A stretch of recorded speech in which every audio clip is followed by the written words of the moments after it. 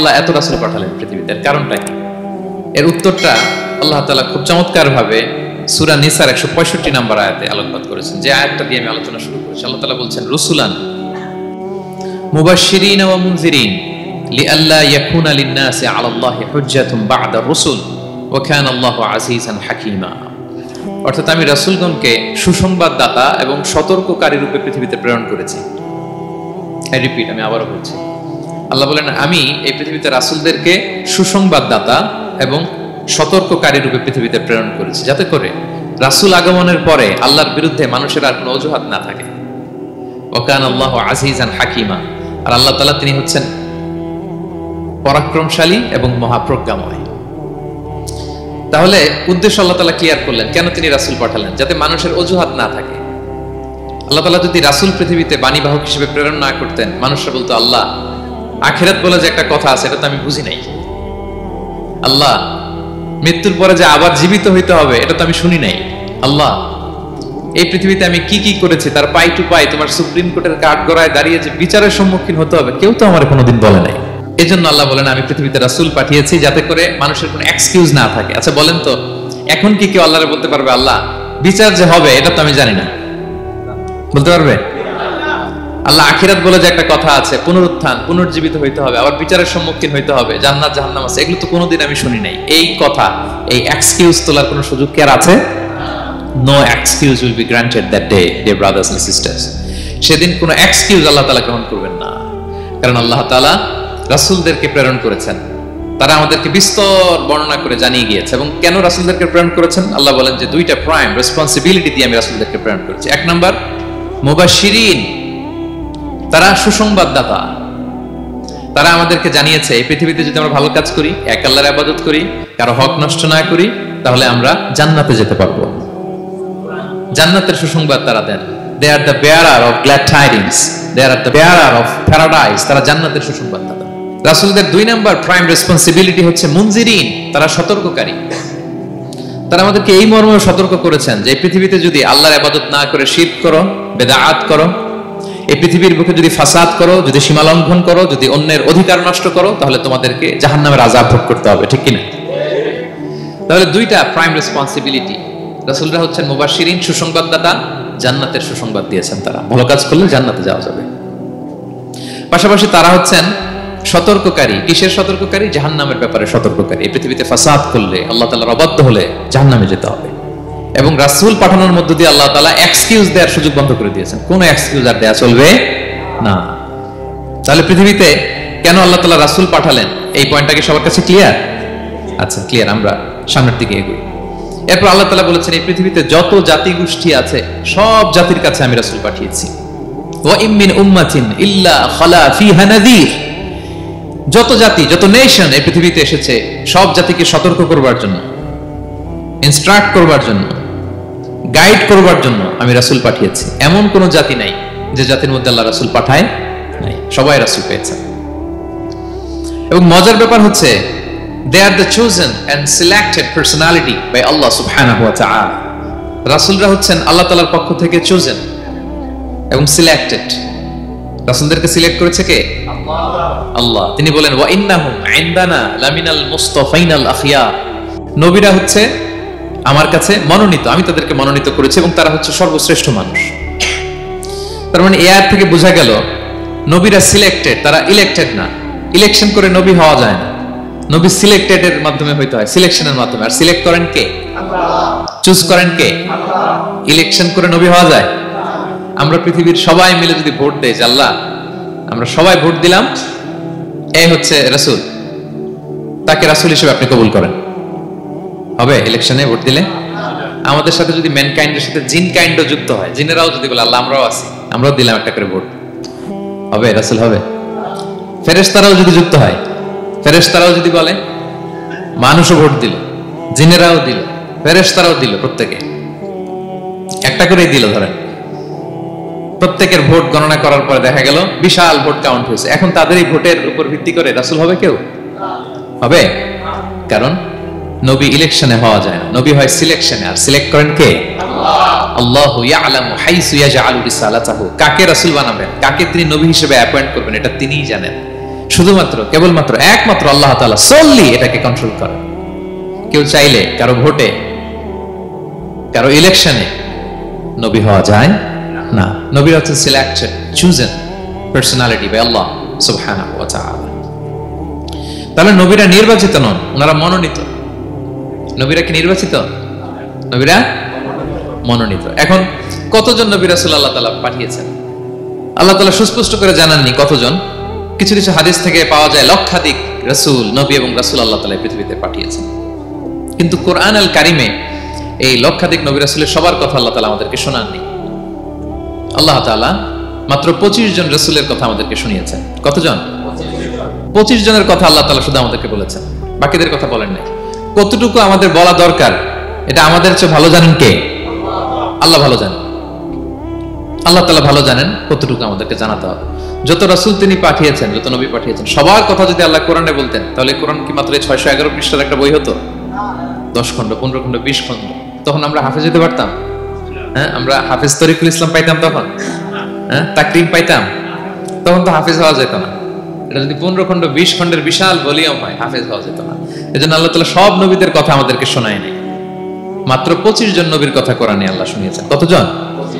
আল্লাহ বলেন রুসুলান কদ কসাসনাহুম আলাইকা মিন ক্বাবলু ওয়া রুসুলান লাম নাকসুসহুম আলাইক। নবী হে, অনেক রাসূলের কথা আপনাকে শুনিয়েছি, আবার অনেক রাসূলের কথা আমি শুনাই নাই। যাদের কথা শোনানোর প্রয়োজন মনে করেছি তাদের কথাই আমি শুনিয়েছি। তাহলে আমরা বুঝলাম কোরআনে বর্ণিত হয়েছে কয়জন নবী রাসূলের নাম? সবাই বলবেন আওয়াজ করে, কয়জন? 25 জন। এবং এই 25 জন নবীর মধ্য থেকে 6 জনের নামে আল্লাহ 6টা সূরা ডেডিকেট করেছেন কোরআনে। 6টা সূরা উৎসর্গ করেছেন। সূরা ইউনুস, সূরা ইউসুফ, সূরা ইব্রাহিম, সূরা মুহাম্মদ, সূরা নূহ, সূরা হুদ। 6 জন নবী। কয়জন নবী? 6 নবীর নামে আল্লাহ তাআলা 6টা সূরা ডেডিকেট করেছেন। এবং এই যত নবী আল্লাহ তাআলা পাঠিয়েছেন সব নবীর উপর ঈমান আনা আবশ্যক। হ্যাঁ, it's compulsory to believe in every messenger sent by আল্লাহ সুবহানাহু ওয়া তাআলা। টু ভ্যালিডেট আওয়ার ফেথ, আমাদের ঈমানটাকে প্রিজার্ভ করার জন্য সব নবীর উপর আমাদের ঈমান আনতে হবে। সব নবী। আমরা যে ঈমান আনি, ঈমানে মুফাসসাল, যেখানে 7টা বিষয়ের উপর বিস্তারিত ঈমানের যে ঘোষণা আমরা দেই, আমরা তো বলি যে ঈমানে একটা মুজমাল আর একটা কি মুফাসসাল। ঈমানে মুফাসসালে 7টা বিষয়ের প্রতি ঈমান আনতে হয়। আমানতু বিল্লাহি ওয়া মালাইকাতিহি ওয়া কুতুবিহি, তারপরে ওয়া রুসুলিহি, পাইছেন? ওয়াল ইয়াউমিল আখিরি ওয়া বিল কদরি খাইরিহি ওয়া শাররিহি মিনাল্লাহি তাআলা ওয়াল বা'সি বা'দাল মাউত। এই 7টা বিষয়ের উপর বিস্তর ঈমান আমাদের আনতে হয়। এই 7টার মধ্যে রাসূলদের ব্যাপার আছে না নাই? রাসূলদের উপর ঈমান আনতে। যদি না আনি তাহলে আরকানুল ঈমান পূর্ণ হলো না, আমার ঈমান পরিপূর্ণ হবে না।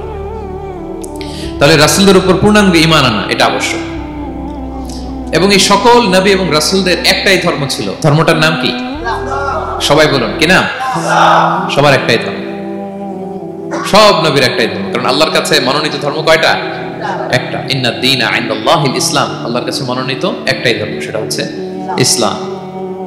এই যে ইহুদি বলে, নাসারা বলে, এগুলো ধর্ম না। এগুলো বংশ, গোষ্ঠী, জাতির নাম অনুসারে নামকরণ করা হয়েছে। যেমন নাসারা এসেছে, ঈসা আলাইহিস সালামের মা মারিয়াম ফিলিস্তিনের নাসিরিয়া শহরে জন্মগ্রহণ করেছেন। নাসিরিয়া, ওইখান থেকে আসছে নাসারা। ইয়াকুব আলাইহিস সালামের 10 ছেলে, এই 10 ছেলের মধ্যে থেকে এক ছেলের নাম হচ্ছে ইয়াহুদা। এই ইয়াহুদা থেকে এসেছে ইহুদি। কিন্তু সব নবীর ধর্ম একটা। আওয়াজ করে বলুন তো সবাই, সেটা কি? ইসলাম। সবার ধর্ম একটা ছিল ইসলাম। বিষ্ণু ইসা ইসলাম বলেন ওয়াল আম্বিয়াউ ইখওয়াতুন লিআল্লাতিন।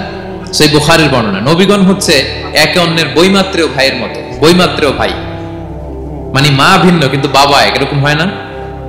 ধরেন আমার বাবা যদি একাধিক বিয়ে করে, তো প্রত্যেক স্ত্রী গর্ভে যদি সন্তান আসে, তো আমরা সবাই তো ভাই, কি বলেন?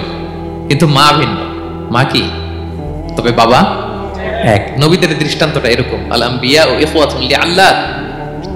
নবীরা হচ্ছেন বৈমাত্রেয় ভাইয়ের মতো, তাদের মা ভিন্ন কিন্তু বাবা এক। বিষ্ণু ইসলাম বলেন উম্মাহাতুহুম শাত্তা ওয়া দীনুহুম ওয়াহিদ।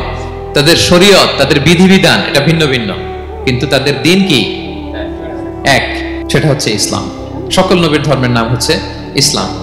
যেমন ইব্রাহিম আলাইহিস সালামের ব্যাপারে আল্লাহ তাআলা বলেন মা কানা ইব্রাহিমু ইয়াহুদিয়ান ওয়ালা নাসরানিয়ান ওয়ালাকিন কানা হানিফান মুসলিমা ওয়া মা কানা মিনাল মুশরিকিন।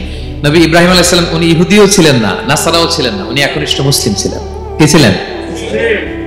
আল্লাহ নবী ইউসুফ আলাইহিস সালাম উনি সবসময় আল্লাহর কাছে দোয়া করতেন, আল্লাহ তাওয়াফানি মুসলিমান ওয়াল হিকনি বিসসালিহিন, আল্লাহ তুমি আমাকে মুসলিম হিসেবে মৃত্যু দিও আর সৎকর্মশীলদের সাথে অন্তর্ভুক্ত করে নিও। তো উনি মুসলিম না হলে এই দোয়া করতেন, আল্লাহ মুসলিম হিসেবে মৃত্যু দিও। সুলাইমান আলাইহিস সালাম রানী বিলকিসের কাছে একটা চিঠি লিখেছেন,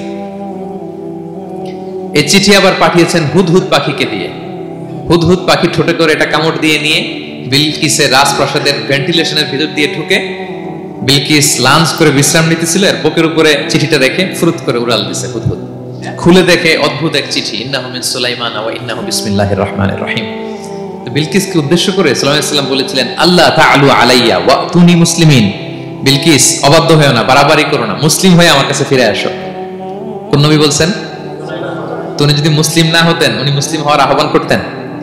প্রিয় ভাইরা, তাহলে সব নবীর ধর্ম একটা, সেটা কি? ইসলাম।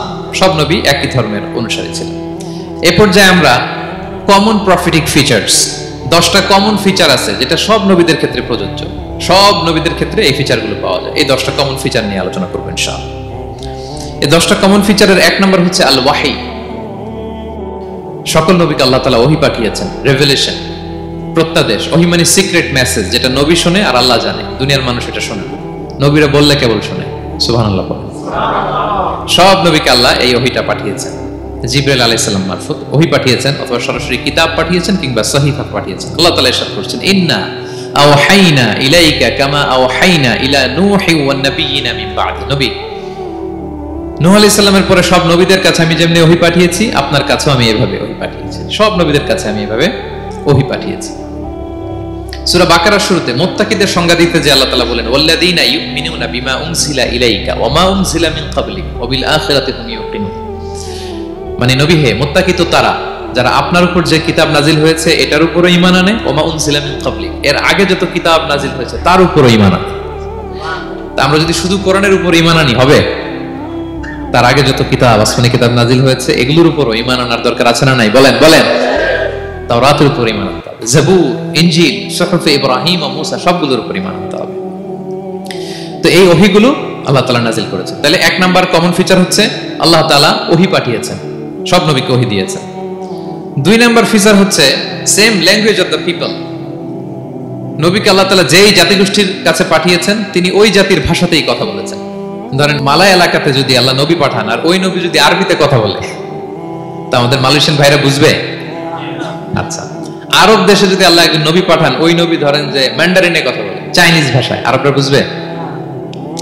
চায়নাতে ধরেন আল্লাহ তাআলা এক নবী পাঠালো, সে ওখানে যে হিন্দি ভাষায় কথা বলে, চাইনিজ লোকেরা বুঝবে না।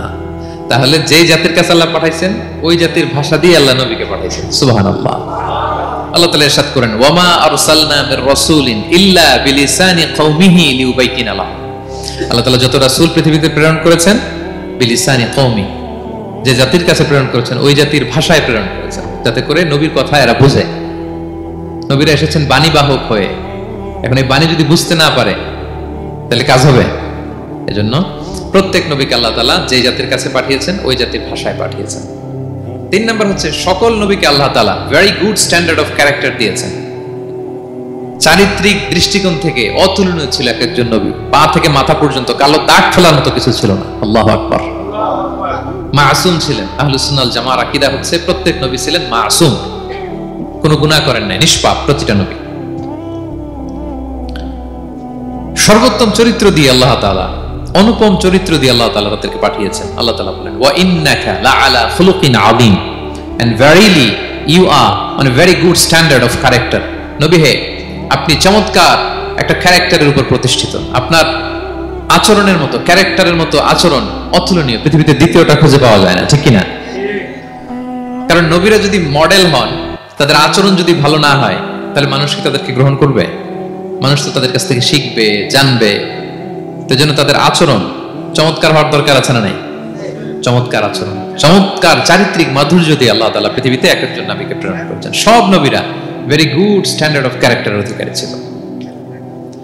4 নম্বর হচ্ছে প্রত্যেক নবীকে আল্লাহ তাআলা মিরাকেল দিয়েছেন, মানে মুআজিজা, as a proof of their prophethood. তাদের নবুয়তির প্রমাণ হিসেবে আল্লাহ তাআলা তাদেরকে মিরাকেল দিয়েছেন, মুআজিজা। যেমন সালেহ আলাইহিস সালামকে আল্লাহ তাআলা মুআজিজা দিয়েছিলেন, তার জাতির কাছে যখন তিনি দাওয়াত দিলেন, তারা বলল, সালেহ তুমি যে নবী এটা আমরা বুঝবো কি করে? এক শর্তে আমরা তোমার উপর ঈমান আনতে পারি। সালেহ আলাইহিস সালাম বললেন, কি শর্ত? বলতেছে, এই যে পাহাড় দেখো, এই পাহাড়ের ভেতর থেকে যদি একটা উট বের করো, 10 মাসের গর্ভবতী একটা উটটা বেরোবে, বেরোয় বাচ্চা দিবে, সাথে সাথে আমরা উটের দুধ দহন করে খাবো, এরপর আমরা ঈমান আনবো। চিন্তা করছেন কত শর্ত? পাহাড়ের ভেতর থেকে কি বের করে দেখাইতে হবে? উট। উনি আল্লাহর কাছে দোয়া করলেন, আল্লাহ বললেন কবুল, তবে কথা না শুনলে কিন্তু খবর আছে। বলছে ঈমান আনবে, ঈমান না আনলে কিন্তু খবর আছে। উনি দোয়া করলেন, আল্লাহ কবুল করলেন। পাহাড় বিদীর্ণ হয়ে একটা বিশাল আকৃতির উট বেরোয় আসলো, 10 মাসের গর্ভবতী উট। মুহূর্তে এটা ডেলিভারি করলো একটা উটের বাচ্চা, এবং দুধ দিতে আরম্ভ করলো, ওলান ভর্তি দুধ। সবাই পেট ভরে দুধ খেলো। খাওয়ার পরে কয়, তুমি জাদুকর। খাওয়ার পরে সালেহ আলাইহিস সালাম কি বলে? ইউ আর এ ম্যাজিশিয়ান, তুমি জাদুকর, তুমি তো বড় ভেলকিবাজ সালেহ, তুমি পাহাড়ের ভিতরে ভেলকি ঢুকাই দিছো। আল্লাহ তাআলা তাদেরকে একটা সাউন্ড গ্রেনেড, প্রচন্ড শব্দ তরঙ্গ দিয়ে ধ্বংস করে দিলেন। কানের পর্দা ফেটে সবগুলো লাশ হয়ে জমিনে পড়ে রইল। তাহলে এই যে সালেহ আলাইহিস সালাম যেটা দেখাইছেন, এটা কি ভেলকি ছিল? ম্যাজিক ছিল? কি ছিল? মুআজিজা, miracle. As a proof of their prophethood, তাদের নবুয়তের প্রমাণ হিসেবে আল্লাহ তাআলা তাদেরকে মুআজিজা দিয়েছেন। মুসা আলাইহিস সালামের মুআজিজা কি ছিল? লাঠি। ফাআলকাহা ফাইযা হিয়া হাইয়াতুন তাসআ, ওই লাঠি রেখে দিলে মুভিং স্ন্যাক হয়ে যেত, নড়তেছে সাপ, ছবল মারবে। সুবহানাল্লাহ, এটা কি ম্যাজিক ছিল? কি ছিল? মুআজিজা। ঈসা আলাইহিস সালামকে আল্লাহ তাআলা মাইন্ড ব্লোয়িং মুআজিজা দিয়েছেন। অন্ধ ব্যক্তির চোখে হাত বুলিয়ে দিলেই দৃষ্টিশক্তি ফিরে পেত। ধবল রোগী, কুষ্ঠ রোগীর গায়ে টাচ করে দিলে স্কিন পরিষ্কার হয়ে যেত। মৃত ব্যক্তিকে দাঁড়াতে বললে মুহূর্তে দাঁড়িয়ে যেত। কুম বিইذনিল্লাহ, আল্লাহর আদেশে দাঁড়াও বললে লাশ জীবিত হয়ে দাঁড়িয়ে যেত। বেলকিবাজি ছিল এটা? কি ছিল? বিষ্ণু ঈসা ইসলাম দাওয়াত দিচ্ছেন কুরাইশদেরকে, ওরা মানে না। বিষ্ণু নবী পাগল পড়া, বললেন, আচ্ছা বলো কুরাইশের লোকেরা কি বললে বিশ্বাস করবে যে আমি সত্য নবী? কি বললে বিশ্বাস করবে? তারা বলল, মুহাম্মদ ওই যে আকাশের চাঁদ, এটা 2 ভাগ করে দেখাইতে বললে বিশ্বাস করবো তুমি সত্য নবী। কি আবদার দেখছেন? হ্যাঁ, নবীদেরকে পেয়ে মামুর বাড়ির আবদার নিয়ে আসছিল এক এক জাতিগোষ্ঠী। বলে, মুহাম্মদ আকাশের জলজলে চাঁদটাকে যদি তুমি 2 ভাগ করে দেখাতে পারো, তবেই বুঝবো তুমি নবী। বিষ্ণু ঈসা আল্লাহর কাছে দোয়া করলেন, আল্লাহ বলেন, ঠিক আছে। ইখতারাবাতিস সাআতু ওয়ানশাক্কাল কমার ওয়া ইয়ারা আয়াতান ইয়ারিদু ওয়া ইয়াকুলু সিহরুন মুস্তামির। বিষ্ণু নবী সাব্বাবা, এই আঙ্গুলের নাম কি? ইবহাম, সাব্বাবা, ওয়ুসতা, বিনসার, খিনসার। হ্যাঁ, আমরা ইংরেজি নাম ঠিকই জানি, আরবিটা জানি না। ইবহাম, সাব্বাবা, ওয়ুসতা, বিনসার, খিনসার। বিষ্ণু সাব্বাবা আঙ্গুলি উঠালেন, এটা শাহাদাত আঙ্গুলি বলে, আসলে সাব্বাবা আরবিতে। তো বিষ্ণুনবী এভাবে আল্লাহর নাম নিয়ে চাঁদের দিকে ইঙ্গিত করলেন, মুহূর্তে আকাশের জ্যোৎস্না বিলানো চাঁদটা 2 ভাগ হয়ে গেল। কুরাইশরা দেখে তো অবাক। বিষ্ণু বললেন, এবার কথা অনুযায়ী ঈমান আনো। বলে, Muhammad you are a magician. মুহাম্মদ তুমি বড্ড বড় জাদুকর, তুমি চাঁদের মধ্যে জাদু লাগাই ফেলছো। নাউযুবিল্লাহ মিন যালিক। তাহলে আল্লাহ তাআলা age a proof of their prophethood, তাদের নবুয়তের প্রমাণ হিসেবে প্রত্যেক নবীকে কি দিয়েছেন? মুআজিজা দিয়েছেন, সব নবীকে দিয়েছেন। 5 নাম্বার, সকল নবীর দাওয়াতি মিশন এক ছিল, একই মিশন নিয়ে নবীরা পৃথিবীতে এসেছেন। সেটা কি? তাওহীদ, রিসালাত, আখিরাত। আমার সাথে সাথে বলেন, তাওহীদ, রিসালাত, আখিরাত। তাওহীদ, রিসালাত, আখিরাত। এই 3টা বুনিয়াদী শিক্ষা দিতে নবীরা এসেছে। তাওহীদ মানে ওয়াননেস অফ গড, আল্লাহ যে এক, সব নবী প্রচার করেছেন। রিসালাত মানে তারা যে বার্তাবাহক হিসেবে এসেছেন, তাদের কথা মানতে হবে, এটার দাওয়াত দিয়েছেন। আখিরাত মানে হচ্ছে মৃত্যুর পরেও যে একটা জীবন আছে, সেই জীবনের ব্যাপারে প্রত্যেক রাসূলরা কি করেছেন? দাওয়াত দিয়েছেন। এবং কোন নবীর কথার সাথে আরেক নবীর কথার গরমিল পাওয়া যায় না, অমিল হয়নি। আচ্ছা বলেন তো, কখনো কি হয়েছে কোন এক নবী এসে বলছে যে মৃত্যুর পরে একটা জীবন আছে, আরেক নবী এসে বলছে না, মনে হয় নাও থাকতে পারে? বলছে? এক নবী এসে বলছে আমাদের স্রষ্টা আল্লাহ তাআলা তিনি একজন, আরেকজন বলছে না একজন না, 2-3 জন হতে পারে। এক নবী এসে বলছে ভালো করলে জান্নাত, খারাপ করলে জাহান্নাম, আরেক নবী এসে বলছে না, জান্নাত জাহান্নাম বলতে কিছু নাই। হইছে? হইছে? কোন নবীর কথার সাথে কোন নবীর কথার কোনো বৈপরীত্য নাই, কারণ প্রত্যেক নবীরা মন গড়া কিছু বলতেন না। ওমা ইয়ান্তিকু আনিল হাওয়া ইন হুয়া ইল্লা ওয়াহয়ুন ইউহা। নবীরা কথা বলতেন একটা হেডকোয়ার্টার থেকে তথ্য পেয়ে। ওই হেডকোয়ার্টারটা কার? আল্লাহ। ওই হেডকোয়ার্টার থেকে যে ইনফরমেশন আসতো সেটার আলোকে নবীরা কথা বলতেন, বানিয়ে কিছু বলতেন না। সব নবীরা দাওয়াত দিয়েছেন, ইয়া কওমি ইবুদুল্লাহ মা লাকুম মিন ইলাহিন গায়রু, হে আমার জাতির লোকেরা এক আল্লাহর ইবাদত করো, আল্লাহ ছাড়া অন্য কারো ইবাদত করো না। সব নবীরা বলেছেন ইন্নী লাকুম রাসূলুন আমিন, নিশ্চয় আমি তোমাদের কাছে বিশ্বস্ত রাসূল হিসেবে প্রেরিত হয়েছি। সব নবীরা বলেছেন ইয়াউমা লা তামলিকু নাফসুন লিনাফসিন শাইআ ওয়াল আমরু ইয়াউমা ইযিল লিল্লাহ, এমন এক দিনের মুখোমুখি হতে হবে কেউ কারো উপকার করতে পারবে না। নেতা কর্মীর উপকারে আসবে না, কর্মী নেতার উপকারে আসবে না, পীর সাহেব মুরিদের উপকারে আসবে না, মুরিদ পীর সাহেবের উপকারে আসবে না, হাজবেন্ড ওয়াইফের কিছু করতে পারবে না, ওয়াইফ হাজবেন্ডকে কিছু করে দিতে পারবে না। দিনটা বড্ড ভয়ঙ্কর। সব নবীর এই তিনটা দাওয়াত দিয়েছেন, তাওহীদ, রিসালাত, আখিরাত। তার মানে সব নবীর দাওয়াতি মিশন এক অভিন্ন দাওয়াতি মিশন নিয়ে তারা পৃথিবীতে এসেছেন। 6 নাম্বার, এই পৃথিবীতে যত রাসূল এসেছে, নবী এসেছে, তারা প্রত্যেকে মানুষ ছিলেন। কি ছিলেন? নাকি জিন ছিল? ফেরেশতা? প্রেরিত সব নবীরা কি ছিল? মানুষ ছিল। মক্কার কুরাইশরা বলতো মা লিহাযা রাসূলি ইয়াকুলু আত-তাআমা ওয়া ইয়ামশি ফিল আসওয়াক, ব্যাপার কি মুহাম্মদ আবার কেমনে রাসূল হয়? আমরাও বাজারে যাই, উনিও যায়, আমরাও বিয়ে করি, উনিও বিয়ে করে, আমাদেরকে মারলে কাটলে লাল রক্ত, ওনার রক্ত বের হয়। তো তারা চাচ্ছিল, তারা বলতেছিল যে মানুষ না দিয়ে আল্লাহ যদি ফেরেশতা পাঠাইতো নবী হিসেবে তাইলেই না ভালো হইতো। তালবাহান, এটা কি বলে? ফেরেশতা পাঠালে কি বলতো জানেন? ফেরেশতা পাঠালে বলতো ফেরেশতাদের তো ক্ষুধা লাগে না, এরা বুঝবে কি আমাদের কষ্ট? ফেরেশতাদের তো জৈবিক চাহিদা নাই, এরা কেমনে বুঝবে? ফেরেশতাদের তো খারাপ কাজ করার প্রবণতা, টেন্ডেন্সি নাই। আমাদের যে কষ্ট, দুঃখ, ফিলিংস, এটা তো ফেরেশতারা বুঝে না। ফেরেশতারা কেমনে আমাদের নবী হয়? এটা বলতো, ঠিক না? তালবাহানা বলে কেমন রাসূল, আমরা যা করি তাই করে। আল্লাহ বলেন সব নবীকে আমি মানুষ হিসেবে প্রেরণ করেছি। বিষ্ণু ইসলাম বলেন ইন্নামা আনা বাশারুম মিসলুকুম, নিশ্চয় আমি তোমাদের মতোই মানুষ। তোমাদের মতোই কি মানুষ, তবে পার্থক্য হচ্ছে ইউহা ইলাইয়া, আমার কাছে ওহী আসে, প্রত্যাদেশ আছে আল্লাহ তাআলার পক্ষ থেকে। তাহলে 6 নাম্বার যে কমন ফিচার আমরা জানলাম, আল্লাহর পাঠানো সবগুলো নবী এবং রাসূল তারা কি ছিলেন? সবাই বলুন, তারা কি ছিলেন? মানুষ ছিলেন। 7 নম্বর কমন ফিচার হচ্ছে আল্লাহর পাঠানো সব নবী এবং রাসূলরা ওনারা পুরুষ ছিলেন। কি ছিলেন? কোন নবী কি নারী ছিল বলেন তো? হ্যাঁ, নারী নবী আছে? নাই। নবী হওয়ার জন্য ম্যাসকুলিনিটি শর্ত, পুরুষ হওয়া শর্ত। কারণ নবীকে অনেক বড় বড় জিনিসের নেতৃত্ব দিতে হবে, মাঝে মাঝে মিলিটারি তৈরি করতে হবে, লিডারশিপ লাগবে, যুদ্ধ পরিচালনা করতে হবে। নারীদের পক্ষে এটা সম্ভব? কঠিন। আমাদের বোনদের অনেক ধরনের দুর্বলতা আছে, তাদের মাসে কিছুদিন তারা আল্লাহর আদেশে অসুস্থ থাকে, ঠিক কিনা? পিরিয়ড তাদের চলে, ওই সময় সালাত পড়তে পারে না, অনেক প্রতিবন্ধকতা তাদের আছে। বাচ্চা যদি ধারণ করে পেটে 9 মাস, ওনারা অসুস্থ। শেষের মাসগুলোতে তো কঠিন, জটিল অবস্থা। বাচ্চা ডেলিভারির পরেও 40 দিন ব্লিডিং আছে না নাই? তাহলে অনেক ধরনের জটিলতা আল্লাহ তাআলা ওনাদের দিয়েছেন। এজন্য আল্লাহ তাআলা নবুয়তের গুরু দায়িত্ব, এটার জন্য আল্লাহ তাআলা পুরুষদেরকে সিলেক্ট করেছেন। আলহামদুলিল্লাহ বলেন। তাহলে যত নবী এবং রাসূল পৃথিবীতে এসেছিল ওনারা পুরুষ ছিল। আল্লাহ বলেন ওয়ামা আরসালনা মিন ক্বাবলিকা ইল্লা রিজালান নূহি ইলাইহিম, নবী হে মুহাম্মদ, আপনার আগে যত নবী এবং রাসূলকে আমি পৃথিবীতে প্রেরণ করেছি তাদেরকে পুরুষ হিসেবে প্রেরণ করেছি, কোন নারীকে আমি নবুয়তের মর্যাদা দেই নাই। 8 নাম্বার, প্রত্যেক নবীকে আল্লাহ তাআলা একটা গ্রুমিং, একটা ট্রেনিং সেশনের মধ্য দিয়ে নিয়েছেন। সেটা কি? সেটা হচ্ছে সবাইকে আল্লাহ তাআলা শেফার্ড হিসেবে কাজ দিয়েছিলেন, রাখাল হিসেবে। পৃথিবীর সব নবীরা ছাগল চড়াতেন, সব, আদম আলাইহিস সালাম থেকে শুরু করে বিষ্ণু আলাইহিস সালাম পর্যন্ত। সুবহানাল্লাহ পড়বেন না? বিষ্ণু আলাইহিস সালাম বলেন মা বাআসাল্লাহু নাবিয়্যান ইল্লা রাআল গানাম, আল্লাহ এমন কোন নবী পাঠায় নাই যেই নবী ছাগল চড়ায় নাই। সব নবী। সাহাবারা অবাক হয়ে বললেন ওয়া আনতা ইয়া রাসূলুল্লাহ, হে নবী আপনিও ছাগল চড়িয়েছেন? বিষ্ণু বললেন হ্যাঁ, আমি তো অল্প কিছু পারিশ্রমিকের বিনিময়ে মক্কার লোকদের ছাগল চড়িয়ে দিতাম। সুবহানাল্লাহ। কেন সব নবীকে দিয়ে আল্লাহ ছাগল চড়ালেন? এই ট্রেনিং সেশন, গ্রুমিং সেশন কেন? কারণ ছাগলকে একসাথে বসানো কঠিন। ছাগল একটু কি বলে, একটু টেরা টাইপের প্রাণী, কথা শুনতে চায় না। ধরেন যে সারা সপ্তাহ আপনি খুব ব্যস্ত, একদিন সুযোগ পাইছেন সপ্তাহে যে আজকে আমি ফ্রি আছি, যাই পুকুরে যাই, আমি গোসল করি, ছাগলটারও গোসল করাই।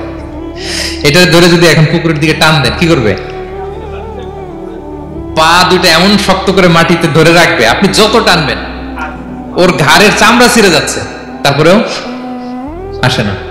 এবার ছাগলগুলোর একসাথে রাখা কঠিন, একটা নেচে ওদিকে যায়, আরেকটা লাফ দেয় এদিকে, আরেকটা ওইদিকে। এদেরকে যদি কেউ একত্রিত করতে পারে তাহলে এই জাতিকে, মানব জাতিকে একত্রিত করা তার জন্য একেবারে সহজ, পানি ভাত, ঠিক কিনা? এজন্য আল্লাহ এই মানব গোষ্ঠীর উপর লিডারশিপ কায়েমের আগে ছাগল চড়িয়েছেন। এবং যারা মরুভূমিতে ছাগল চড়ায়, যে শেফার্ড গুলো, যেই রাখালগুলো, তাদের অনেক শক্তিশালী হইতে হয়। গায়ে শক্তি না থাকলে ছাগল চড়ানো যায় না, কিন্তু লাঠি নিয়ে হই হই করে পিছনে দৌড়াইতে হয়, নেকড়ের ছোবল থেকে ছাগলগুলোকে রক্ষা করতে হয়, বাঘ নেকড়ে এগুলো থেকে বাঁচাইতে হয়। তার মানে এটা করার মধ্য দিয়ে এই জাতিকে কিভাবে জাহান্নামের আগুন থেকে বাঁচাবে নবীদের ওই ট্রেনিং হয়ে যায়। সুবহানাল্লাহ। ছাগল এদিক ওদিক দৌড়াতে থাকে, এদেরকে যেমনি একত্রিত করতে হবে, নবীদের কাজ হচ্ছে মানব গোষ্ঠীকে ইউনাইটেড করা, একত্রিত করা। এজন্য আল্লাহ তাআলা মা বাআসাল্লাহু নাবিয়্যান ইল্লা রাআল গানাম, এই পৃথিবীতে এমন কোন নবী পাঠান নাই যে এই নবীকে দিয়ে আল্লাহ তাআলা ছাগল চড়ান নাই। সব নবীর মধ্যে এটা কমন। 8 নম্বর পয়েন্ট। 9 নম্বর পয়েন্ট হচ্ছে enmity from their own people. যত নবী দাওয়াত নিয়ে আসছে তারা চ্যালেঞ্জের মুখোমুখি হয়েছেন, শত্রুতার মুখোমুখি হয়েছেন। কেউ ওনাদের জন্য রেড কার্পেট রিসেপশন দেয় নাই। নবীদের পথ ছিল বড় পিচ্ছিল, এটা কুসুমাস্তীর্ণ ছিল না, কণ্টকাকীর্ণ। কেউই সহজে মেনে নেয় নাই। দাওয়াত দিছে তো রিজেক্ট, সবাই প্রত্যাখ্যান করেছে, সবাই প্রত্যাখ্যান করেছে। এটা কমন ছিল, প্রত্যেক নবীকে এটা মুখোমুখি হতে হয়েছে। Mockery, vulgarism, operation, mental torture, physical torture and what not, সব ধরনের।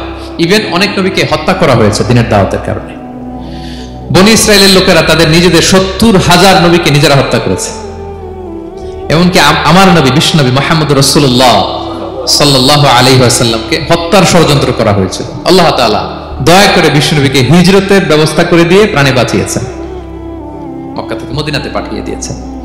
তাহলে এই পথ বড় কঠিন ছিল, নবীদের পথ, সব নবীর জন্য, এক্সেপ্ট সুলাইমান এবং দাউদ আলাইহিস সালাম, তাদের কথা ভিন্ন। এছাড়া সব নবীরা এই সংগ্রাম, এই বিরোধিতা, এই শত্রুতা, এই জেলাসি, এগুলোর মুখোমুখি হয়েছে পৃথিবীর সকল নবীরা, সকল নবীরা। বিষ্ণু ইসলাম ঘুমাতে পারে নাই একটা রাত শান্তিতে।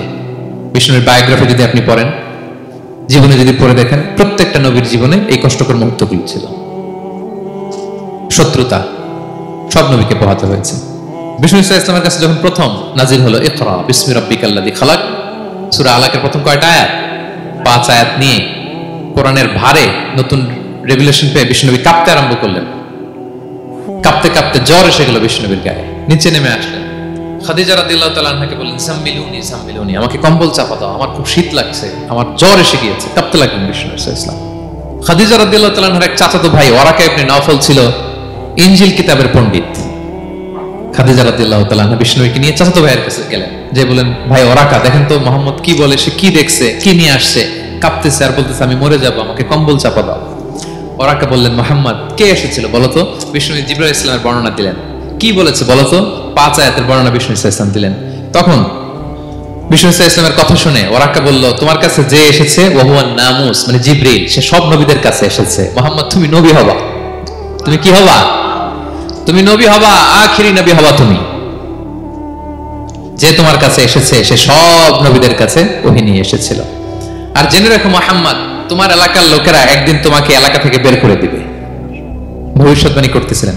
বিশ্বনবী বললেন আওয়া মুখরিজিয়াহুম, আমার ভাই বেরাদার, আমার জ্ঞাতি গোষ্ঠীর লোকেরা আমার এলাকা ছাড়া করবে? ওরাকা বললেন হ্যাঁ। লাম ইয়াতি রাজুলুন ক্বাত্তু বিমিসলি মা জিতা বিহি ইল্লা উদিয়া, তোমার মতো এরকম রিসালাতের দায়িত্ব নিয়ে যারাই কোনো জাতির কাছে এসেছে তাদের সাথে এরকম শত্রুতা করা হয়েছে। বিষ্ণু ইসলাম সেদিনের কথা শুনে, ওরাকার কথা শুনে অবাক হয়েছিলেন। তাহলে সব নবীদের ক্ষেত্রে 9 নম্বর কমন বৈশিষ্ট্য হচ্ছে তাদেরকে বাধার সম্মুখীন হতে হয়েছে। এখনো যারা নবীদের পথে চলবে বা চলে তাদের জীবনে বাধা বিপত্তি আছে না নাই? হ্যাঁ, তারা জেনে বুঝেই এই পথে এসেছে, তারা হিসাব মিলিয়েই এই পথে নেমেছে। এজন্য বাধা বিপত্তি চ্যালেঞ্জ কোনো মুমিনকে তার রাস্তা থেকে সরাতে পারে না, ঠিক কিনা বলেন? এক চুলা নড়াতে পারে না। এটা নবীদের পথ, এটা নবীওয়ালা কাজ। এখানে জুলুম থাকবে, এখানে বাধা বিপত্তি থাকবে, এখানে চ্যালেঞ্জ থাকবে। এই পথটা সোজা সিরাতুল মুস্তাকিম, যদি শেষ মাথায় যাওয়া যায় ডাইরেক্ট জান্নাতুল ফিরদাউস। আলহামদুলিল্লাহ। তাহলে সব নবীরা বাধার সম্মুখীন হয়েছে। 9টা কমন ফিচার গেল। 10 নম্বর, দ্য লাস্ট কমন ফিচার, পৃথিবীর সব নবীরা ইন্তেকাল করেছেন, আর কোন নবী আসবেন? আসবে? পৃথিবীর সব নবীরা মারা গিয়েছেন, কিন্তু আলামুল বারজাখে, বারজাখের জগতে নবীরা জীবিত। আই রিপিট, আমি আবারও বলি, প্রত্যেক নবী তার কবরে জীবিত আলামুল বারজাখে। আমরা এই দুনিয়াতে আসার আগে যেই জগতে ছিলাম ওই জগৎটার নাম হচ্ছে আলামুল আরওয়াহ, মানে রূহের জগৎ। সেখান থেকে আমরা এই জগতে এসেছি, এটার নাম আলামুদ দুনিয়া, দুনিয়ার জগৎ। আবার মৃত্যুর পরে যে নতুন এক্সটেশনে আমরা যাব সেটার নাম হচ্ছে আলামে বারজাখ, বারজাখের জগৎ।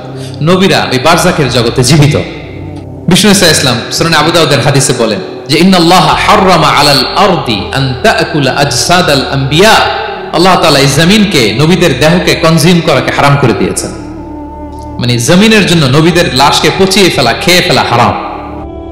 যত নবী যেখানে ইন্তেকাল করেছেন তাদের পবিত্র দেহ মোবারক এখনো আগের মতো একেবারে যখন মৃত্যুবরণ করেছিলেন তখন লাশটা যেমন তাজা ছিল, এখনো প্রত্যেকে তার কবরে এরকম তাজা লাশ নিয়ে শুয়ে আছে।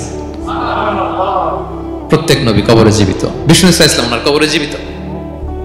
তবে এটা বারজাকি জগতে। এই দুনিয়া তিনি যেভাবে জীবিত ছিলেন ওইভাবে না, বারজাকি জগতে জীবিত। আমরা যখন প্যারা নবীর উপর সালাম পৌঁছাই, দুরূদ পড়ি, প্রত্যেক ফেরেশতা, একটা ফেরেশতা আছে এই দুরূদগুলোকে নিয়ে বিষ্ণুনবীর কাছে পৌঁছায়। আপনার বাবার নাম, আপনার নাম বলে ফেরেশতা বলে যে অমুকের ছেলে অমুক আপনাকে সালাম দিয়েছে। বিষ্ণুনবী কবর থেকে নিজে ওই সালামের উত্তর বলে, কারণ বিষ্ণু সাল্লাল্লাহু আলাইহি ওয়াসাল্লাম বারজাকের জগতে তিনি জীবিত। হায়াতুন নবী, বারজাকের জগতে তিনি জীবিত। আর এখানে বিষ্ণু সাল্লাল্লাহু আলাইহি ওয়াসাল্লাম বলেন আল আম্বিয়া ওয়া আহইয়াউন ফি কুবুরিহিম ইসাল্লুন, নবীরা তাদের কবরে জীবিত, সেখানে তারা সালাত আদায় করে। নবীরা তাদের কবরে কি করে? সালাত আদায় করে। তাহলে এই 10টা হচ্ছে কমন ফিচার্স এমন প্রফেটস, সব নবীদের মধ্যে এই বিষয়গুলো পাওয়া যায়। সর্বশেষ পয়েন্ট হচ্ছে lessons from the life of the prophets. এত নবী রাসূল যে আল্লাহ তাআলা আমাদের হেদায়েতের জন্য পাঠালেন, তাদের জীবনী থেকে আমাদের জন্য শিক্ষা কি, লেসন কি, এটা জানার দরকার আছে না নাই? বলেন কি লেসন আমরা নিব? অনেক লেসন আছে, আমি সংক্ষিপ্ত পরিসরে দুই একটা বলি। আমি আমার মিজানুর রহমান আজহারি ভেরিফাইড ইউটিউব চ্যানেলে প্রফেট সিরিজ নামে একটা সিরিজ করেছি, 25 পর্বের। কোরআনে কয়জন নবীর নাম উল্লেখ হয়েছে? 25। আর আমার চ্যানেলে কয় পর্ব? তার মানে 25 জন নবীর ব্যাপারে আমি ওয়েল ডকুমেন্টেড ম্যানারে একাডেমিকলি আলোচনা করেছি। আপনারা শুনবেন, আপনাদের জন্যই করেছি, শুনবেন আপনারা। এবছর 21শে বইমেলায় আপনারা শুনেছেন আমার একটা বই প্রকাশিত হয়েছে, বইয়ের নাম হচ্ছে জেগে ওঠো আবার। এটা আমি নিজে লিখেছি। আরেকটা বই 6 খণ্ডের আমি সম্পাদনা করেছি, সেটা হচ্ছে ছোটদের নবী রাসূল। বইটার নাম কি? ছোটদের নবী রাসূল। সত্যায়ন প্রকাশন থেকে 6 পর্বের খুব চমৎকার গ্রাফিক্যাল ইউজার ইন্টারফেস দিয়ে আপনার সোনামণিরা, বাচ্চারা তারা জেনে যাবে যে তাদের আসল আইকন কারা, তাদের আসল সুপার হিরো কারা, তাদের অনুসরণীয় অনুকরণীয় ব্যক্তিত্ব হবে কারা। এই বইটা লিখতে, সম্পাদনা করতে আমাদের অনেক চ্যালেঞ্জ আমরা ফেস করেছি, কারণ এটা আপনাদের জন্য লিখছি কাদের জন্য? বাচ্চাদের জন্য। আমি বাচ্চাদেরকে গল্প শোনাচ্ছি এরকম একটা ভাব নিয়ে লিখেছি। আমি বারবার ভেবেছি যে আমার ছোট্ট মেয়েটাকে যদি আমি শোনাই, ওকে বুঝাইলে ও কিভাবে বললে বুঝবে। গল্পের মতো করে খুব রস দিয়ে, আনন্দ দিয়ে প্রতিটা বাক্য ভাবে সাজানো হয়েছে। 6 খণ্ডের ছোটদের নবী রাসূল সিরিজ, যদি সুযোগ হয় আপনারা সংগ্রহ করবেন। বড়দের নিয়েও আমরা নবী রাসূলদের উপর আমাদের সামনে কাজ আসবে, আমরা জানাবো। তো আজকের এই কায়েত ফাউন্ডেশন বাংলাদেশের এই প্রোগ্রামের সর্বশেষ যে পয়েন্টটা আপনাদের সামনে আমি উপস্থাপন করতে চাই, সেটা হচ্ছে lessons from the life of the prophets. নবী রাসূলদের জীবনী থেকে আমাদের জন্য কি শিক্ষা? 25 জন নবীকে কভার করা সম্ভব হবে না। আমি সেখান থেকে মাত্র 7 জন নবীর জীবনী থেকে 7টা শিক্ষা 7 মিনিটে বলে আমরা শেষ করে দেব ইনশাআল্লাহ বিইذنিল্লাহ। প্রথমে আমরা শুনবো সাইয়েদনা আদম আলাইহিস সালামের জীবনী থেকে শিক্ষা। পৃথিবীর প্রথম নবী কে ছিল বলেন তো? আদম আলাইহিস সালাম। আমরা যেমনি আমাদের শৈশব ছিল, কৈশোর ছিল, যৌবন, তারপর বার্ধক্যের দিকে যাচ্ছি, ওনার কি এরকম ছিল? আদম আলাইহিস সালামের শৈশব ছিল না? ছিল? কৈশোর ছিল? কনফিউশনে পড়ে গেছে। ছিল না। মজার ব্যাপার হচ্ছে ওনার শৈশব কৈশোর ছিল না, ওনাকে আল্লাহ সৃষ্টি করতে যুবক করে সৃষ্টি করছে। সুবহানাল্লাহ, এত আসতে কেন? সৃষ্টি করতেই যুবক, 60 হাত লম্বা। কয় হাত? 60 হাত লম্বা করে তৈরি করছেন আদম আলাইহিস সালামকে। আপনারাও যারা জান্নাতে যাবেন 60 হাত লম্বা হয়ে ঢুকবেন, 33 বছরের যুবক হয়ে ঢুকবেন। 80 বছর বয়সে মারা গেল, কত বছর বয়সে ঢুকবেন? গালে কোনো দাড়ি থাকবে না। এই দুনিয়ায় দাড়ি রেখে নেন, ওখানে দাড়ি ছাড়া উঠবেন একেবারে কোনো জুরদা মুর্দা। ওয়া আবনাউ সালাসাম ওয়া সালাসিন, 33 বছরের তাগড়া ইয়াং সুপারস্টার হয়ে জান্নাতে ঢুকবো আমরা। তো আদম আলাইহিস সালামকে আল্লাহ প্রথম নবী করে পৃথিবীতে পাঠালেন। ওনাকে জান্নাতে সব খাইতে বললেন যে সব খাও, একটা গাছের কাছে যেও না। কিন্তু শয়তান সে তার মিশন নিয়ে আসে, সে আদম আলাইহিস সালামকে ভুলভাল বোঝালো, আদম আর হাওয়াকে, যে একটা কাজ করো, আল্লাহ তাআলা তোমাকে না করছে কেন জানো? আল্লাহ তো চায় না তুমি জান্নাতে থাকো, আল্লাহ চায় তোমাদেরকে দুনিয়াতে পাঠিয়ে দিবে।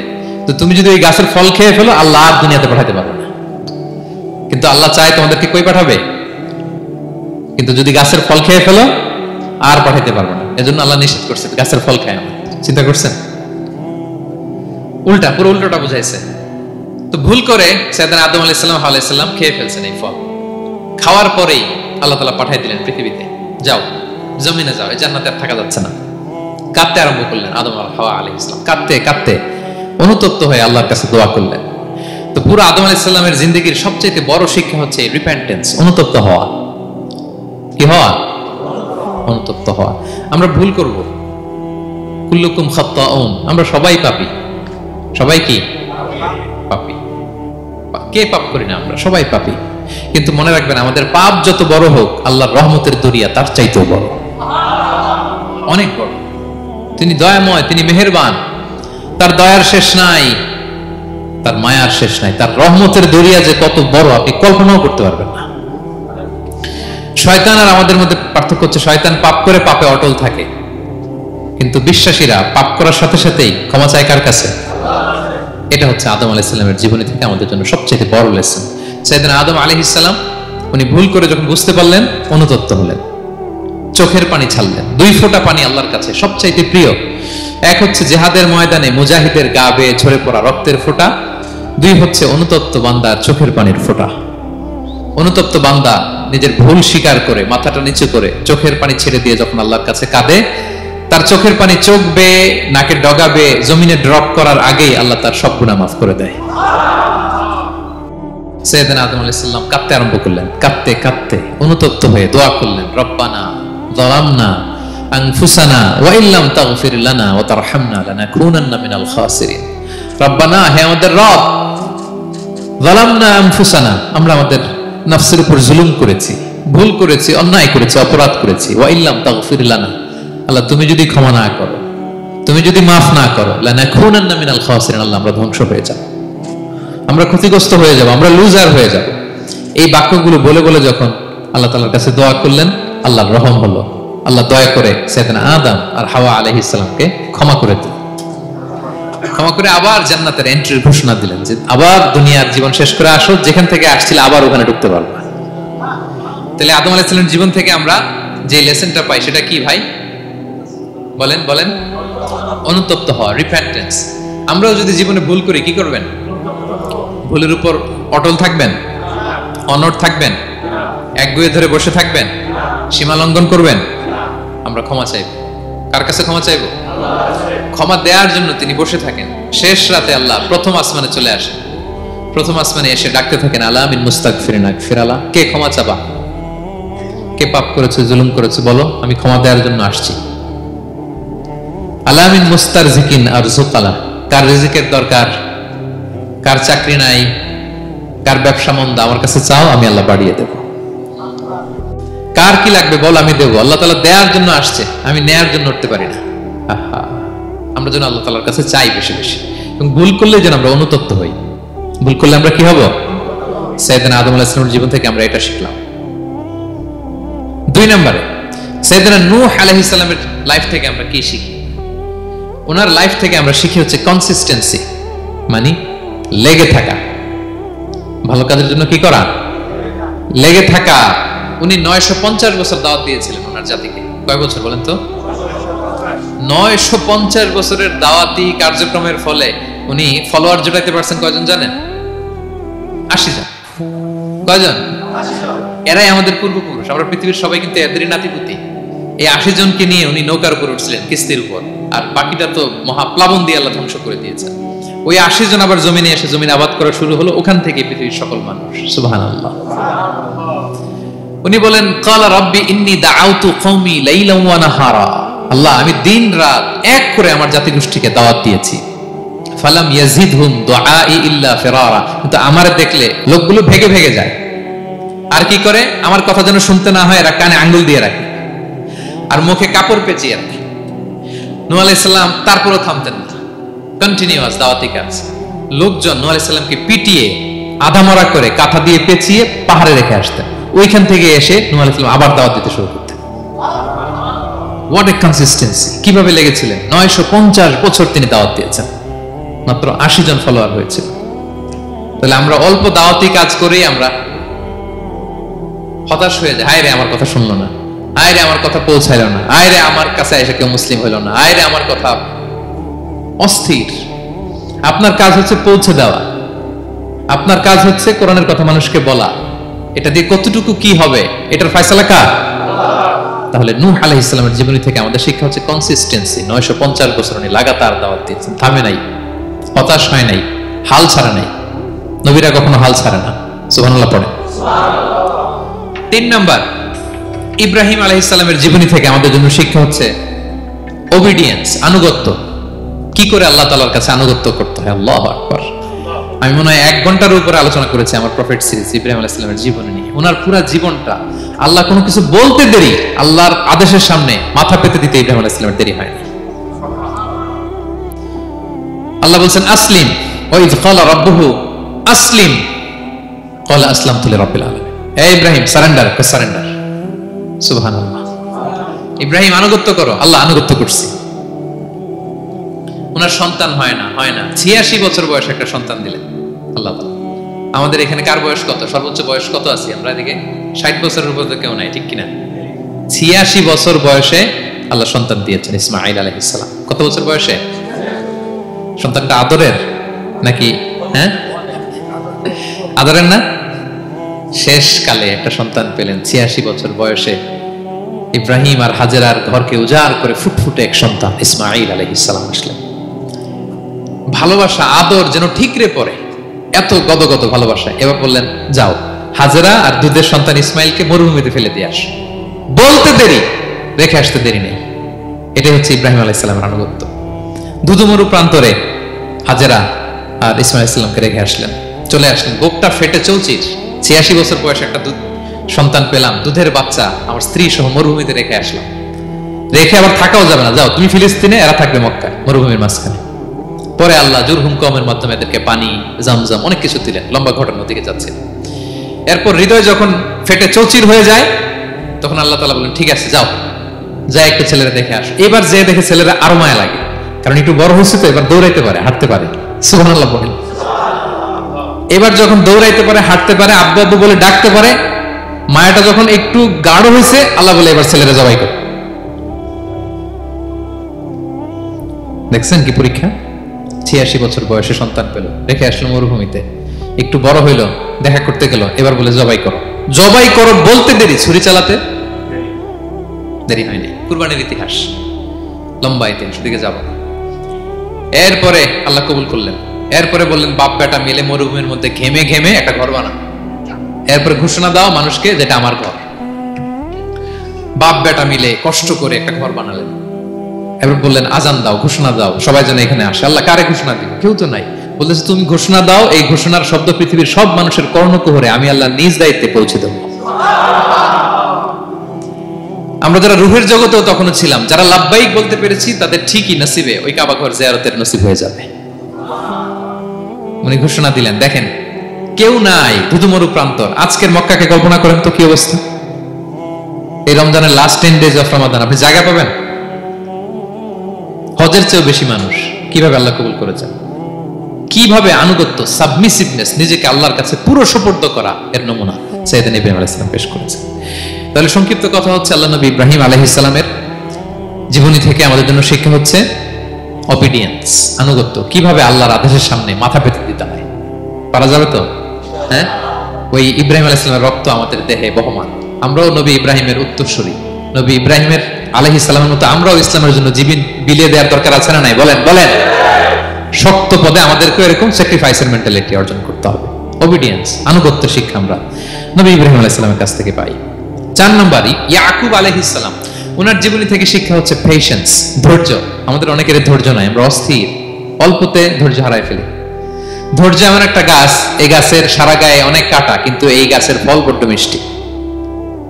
ধৈর্য এমন একটা গাছ, গাছের সারা গায়ে কি, কিন্তু ফলটা। ইয়াকুব আলাইহিস সালামের কলিজার টুকরা ইউসুফ আলাইহিস সালামকে ভাইয়েরা মেরে আহত করে কুয়ায় ফেলে দিছে। কুয়া থেকে নিয়ে মিশরে বিক্রি করে দিছে। এখন এতিম হয়ে আরেক জায়গায় থাকে, বাবার কলিজা ফেটে যায়, ছিঁড়ে যায়, কিন্তু কাউরে বিচার দেয় না, কাউরে কিছু বলে না। উনি বলে ইন্নামা আশকু বাসি ওয়া হুজনি ইলাল্লাহ, আমার দুঃখ কষ্ট মনের জ্বালার যন্ত্রণা আমি একজনের বলি, তিনি কে? আল্লাহ। ধৈর্য ধারণ করলেন। প্রাপ্তবয়স্ক অবস্থায় ওনার ছেলে বানিয়ামিন, তাকেও হারালেন। আবার বলে আমি কাউরে বিচার দিই না, একজনের বলে, তিনি কে? আল্লাহ। এই দুই ছেলের শোকে কাঁদতে কাঁদতে অন্ধ হয়ে গেলেন। আল্লাহু আকবার। সেদিন ইয়াকুব আলাইহিস সালাম একবারে ধৈর্য হারা হন নাই। তাহলে আল্লাহ নবী ইয়াকুব আলাইহিস সালামের জীবনী থেকে আমাদের জন্য শিক্ষা হচ্ছে পেশেন্স। বিপদে আমরা কি ধরবো? ধৈর্য ধারণ করব। 5 নম্বরে ইউসুফ আলাইহিস সালামের জীবনী থেকে আমাদের শিক্ষা হচ্ছে he is the archetype of good character, উন্নত চরিত্রের মডেল। আমার যুবক ভাইয়েরা, গাইড ফাউন্ডেশন বাংলাদেশের আজকের ইফতার প্রোগ্রামে যুবক যারা এসেছো, তোমাদের জন্য শিক্ষা আর্কিটাইপ অফ গুড ক্যারেক্টার, চরিত্র কিভাবে হেফাজত করতে হয় এর মডেল, প্রেরণার বাতিঘর। তাগড়া যুবক, পৃথিবীর সবচাইতে সুন্দর পুরুষ ইউসুফ আলাইহিস সালাম, তাকে দেখে ওই সময়ের আরেক বিশ্ব সুন্দরী জুলাইখা প্রেমে মাতোয়ারা গোপন কক্ষে নিয়ে প্রেম নিবেদন করেছে, বলেছে ইউসুফ কাক পক্ষে টের পাবে না। আল্লাহ নবী ইউসুফ আলাইহিস সালাম এটাকে প্রত্যাখ্যান করলেন, জোরাজুরি করলো, প্রত্যাখ্যান করলেন, মারধর করা হলো, প্রত্যাখ্যান করলেন, সবশেষে আলটিমেটাম দিল, যদি আমার কথা মতো না চলো জেলখানায় ভরবো। উনি বললেন ক্বালা রাব্বি সিজনু আহাব্বু ইলাইয়া মিম্মা ইয়াদউনানি ইলাই, আল্লাহ এই পাপের কাজের চেয়ে জেলখানায় আমার জন্য ভালো। বিনা অপরাধে বিনা দোষে এক যুগ মিথ্যা অপবাদে কারাবন্দী ছিলেন সাইয়েদনা ইউসুফ আলাইহিস সালাম। তারপরেও চরিত্রের ব্যাপারে এক বিন্দুও কম্প্রোমাইজ করেন। যুবক ভাইরা, চরিত্র বড় দামি সম্পদ। সম্পদ গেলে সম্পদ আসে, স্বাস্থ্য গেলে স্বাস্থ্য আসে, একবার চরিত্র নষ্ট হলে ওই চরিত্র আর ফিরে পাওয়া যায় না। সাইয়েদনা ইউসুফ আলাইহিস সালামের জীবনী থেকে আমাদের শিক্ষা হচ্ছে চরিত্রকে কিভাবে প্রিজার্ভ করতে হয়। এটা 6 নম্বরে সাইয়েদনা ঈসা আলাইহিস সালামের জীবনী থেকে আমাদের জন্য শিক্ষা হচ্ছে স্লেভারি, দাসত্ব। কারণ আমরা সবাই গোলাম একজনের, বলেন তো কার গোলাম? আল্লাহর গোলাম। কিন্তু ওনার সব উম্মতেরা মানে খ্রিস্টানরা তাকে বলে সান অফ গড, উনি নাকি আল্লাহর সন্তান। নাউজুবিল্লাহ পড়েন। ওনার মা ম্যারি মানে মারিয়াম আলাইহিস সালাম নাকি আল্লাহর স্ত্রী। নাউযুবিল্লাহ। কিন্তু উনি জন্মের পরেই দুধের শিশু মায়ের কোলে বসে একটা ছোট্ট ভাষণ দিয়েছিলেন, বলেছিলেন ইন্নী আব্দুল্লাহ আতানিয়াল কিতাবা ওয়া জাআলানি নবিয়্যা, আল্লাহ আমাকে আল্লাহর গোলাম বানিয়ে পাঠিয়েছেন। দেখেন কি নবী, প্রথমে এসে বলেন আমি কিন্তু রাসূল, একে তো দুধের শিশু, মুখের প্রথম কথা কি ইন্নী আব্দুল্লাহ, আমি আল্লাহর গোলাম, যাতে করে পুরো খ্রিস্ট সমাজের বিরুদ্ধে দলিল হয়ে থাকে যে তোমাদের নবী পৃথিবীতে এসে তার মুখনিসৃত প্রথম শব্দটাই ছিল আমি আল্লাহর দাস, আমি আল্লাহর গোলাম। এবং উনাকে ওনার মাকে আল্লাহ স্পেশাল ইন্টারোগেট করবেন কিয়ামতের দিন, ঈসা মারিয়াম তোমরা কি বলে আসছিলা যে তুমি আমার বউ আর তুমি আমার সন্তান? ওনারা কাচুমাচু করে থারথার করে কাঁপবে আল্লাহর সামনে, কারণ এটা শিরকের প্রশ্ন। তারা বলবে আল্লাহ আমরা যদি বলতাম আপনি তো জানতেন, আপনি যা শিখিয়েছেন আমরা তাই বলেছি। আল্লাহ জানেন যে উল্টাপাল্টা কিছু বলে নাই, তারপরেও কোটি কোটি মানুষের সামনে এত বিশাল জনগোষ্ঠী কেন এই নবীকে আল্লাহর সন্তান বললো? আল্লাহ তাআলা ঈসা আলাইহিস সালামকে ছাড়বেন, জিজ্ঞেস করবেন, তিনি বলবেন আল্লাহ আমি যে তোমার গোলাম এটার দাওয়াত দিয়েছি, আর আজীবন গোলামের মতোই ছিলাম। ঈসা আলাইহিস সালাম কৃষকের সাথে, মজুরের সাথে, কুলির সাথে, ধোপাদের সাথে বন্ধুত্ব করেছিলেন। সমাজের নিচু শ্রেণীর লোকেরা ছিল তার ফলোয়ার। আল্লাহু আকবার। তাহলে সাইয়েদনা ঈসা আলাইহিস সালামের জীবনী থেকে আমরা শিখলাম আমরা সবাই আল্লাহর গোলাম, আল্লাহর দাস। সর্বশেষ নবী, বিশ্ব নবী, পেয়ারা নবী মুহাম্মদুর রাসূলুল্লাহ সাল্লাল্লাহু আলাইহি সাল্লামের জীবনী থেকে কি শিক্ষা? এই শিক্ষা তো বলতে গেলে ঘন্টার পর ঘন্টা লাগবে। একটা শিক্ষা শুধু বলি, সেটা হচ্ছে মার্সি। ওমা আরসালনাকা ইল্লা রাহমাতাল লিল আলামিন, I have sent you as a mercy for the entire universe. নবী হে, আমি আপনাকে গোটা বিশ্বের সবার জন্য রহম করে রহমত করে প্রেরণ করেছি। তিনি মানুষের জন্য রহমত, তিনি প্রাণীর জন্য রহমত, তিনি পাখির জন্য রহমত, তিনি স্ত্রীদের জন্য রহমত, তিনি উম্মতের জন্য রহমত, তিনি তার ফলোয়ার সাহাবীদের জন্য রহমত। ঠিক কিনা? তিনি কত রহমতের নবী ছিলেন? বিষ্ণু ইসলাম কতটা রহমতের নবী ছিলেন? ছোট্ট একটা উদাহরণ দিয়ে শেষ করি। বিষ্ণু ইসলাম বলেন লিকুল্লি নাবিয়িন দাওয়া মুস্তাজাবা, আল্লাহ প্রত্যেকটা নবীকে একটা করে দোয়ায়ে মুস্তাজাবা দিয়েছেন। মানে এমন দোয়া, এই দোয়া করতে দেরি কিন্তু দোয়া কবুল হতে দেরি হয়। সব নবীকে আল্লাহ বলছেন এই নবীরা তোমাদের প্রত্যেককে একটা করে দোয়া করার সুযোগ দিলাম এই দুনিয়াতে, এবং দোয়াটা করার সাথে সাথেই কবুল করে ফেলবে। বিষ্ণু বলেন লিকুল্লি নাবিয়িন দাওয়া মুস্তাজাবা, সব নবীরা একটা করে দোয়া মুস্তাজাব পেয়েছেন। দাআউ বিহা, আর নবীরা ওই দোয়াটা দুনিয়াতেই করে ফেলছে। সব নবীর ওই স্পেশাল দোয়া যেটা করলেই কবুল, ওটা সব নবীরা কি করছে? দুনিয়াতেই করে ফেলেছে। কিন্তু বিশ্বনবী বলেন ওয়া ইন্নী আখতাবিউ দাওয়াতি শাফাআতান লি উম্মতি ইয়াউমাল কিয়ামা, আমি আমার সেই দোয়াটা এই দুনিয়ার বুকে অন্যান্য নবীদের মতো করি নাই। আমি আমার দোয়াটা আমার গুনাহগার উম্মতের জন্য কিয়ামতের কঠিন দিনে তারা যখন মুসিবতে পড়ে যাবে ওই মুসিবত থেকে বাঁচার জন্য ওই দোয়াটা আমি আমার উম্মতের জন্য রেখে দিয়েছি। ওয়া ইন্নী আখতাবিউ দাওয়াতি শাফাআতান লিউম্মতি ইয়াউমাল কিয়ামা। সব নবীরা এই দোয়াটা করেছে, দুনিয়াতেই কবুল হয়ে গিয়েছে। কিন্তু বিষ্ণুনবী বললেন আমি চাইলে এই দোয়াটা করতে পারতাম। তায়েফের ময়দানে বিষ্ণুনবী ওই দোয়া করলে বিষ্ণুনবীর গা দিয়ে রক্ত ঝরে না। কুরাইশদের সাথে বিষ্ণুনবীর 3 বছর জেল খাটা লাগে না। মদিনাতে বিষ্ণুনবী অনেক না খেয়েছিলেন, পেটে পাথর বেঁধেছিলেন, দোয়া করলে জান্নাত থেকে খাবারের বস্তা চলে আসতো, মুহূর্তেই কবুল। জীবনের কোন কঠিন পরিস্থিতিতে বিষ্ণুনবী এই দোয়াটা করে নাই। বিষ্ণুনবী বলেন আমি আমার এই দোয়াটা স্পেশালি আমার গুনাহগার উম্মতের জন্য রেখে দিয়েছি। কিয়ামতের কঠিন ময়দানে আমার গুনাহগার উম্মত যখন বিপদে পড়ে যাবে তাদেরকে ওই বিপদ থেকে বাঁচানোর জন্য ওই দোয়াটা আমি প্রিজার্ভ করে দিয়েছি। বিষ্ণু ঈসা ইসলাম আমার জন্য এই দোয়াটা রেখে দিয়েছে। প্রিয় ভাইয়েরা, এই দোয়াটা আপনার জন্য রেখে দিয়েছেন। বিষ্ণুনবী দোয়াটা আমাদের জন্য রেখে দিয়েছেন। চাইলে এই দুনিয়াতে এই দোয়াটা করতে পারতেন, করেন নাই। সব নবীরা করে ফেলেছেন। এজন্য বিষ্ণুনবীকে বলা হয়েছে ওমা আরসালনাকা ইল্লা রাহমাতাল লিল আলামিন। নবী হে, I have sent you as a mercy for the entire universe. গোটা বিশ্বের জন্য আপনাকে আমি রহমত করে প্রেরণ করেছি। আপনি রহমতের নবী, আপনি দয়ার নবী, মায়ার নবী। বিষ্ণুনবীর জীবনী থেকে শিক্ষা হচ্ছে আমরাও যেন আমাদের অধীনস্থ যারা আছে তাদের প্রতি যেন রহমদিল হই। আমরা আমাদের প্রতিবেশীদের প্রতি যেন রহমদিল হই। আমরা আমাদের ফ্যামিলির সদস্যদের প্রতি যেন রহমদিল হই। এই মার্সি, এই দয়া মায়ার ছোঁয়া যেন বিষ্ণুনবীর উম্মত হিসেবে আমাদের হৃদয়েও থাকে। সবাই পড়ি আমিন।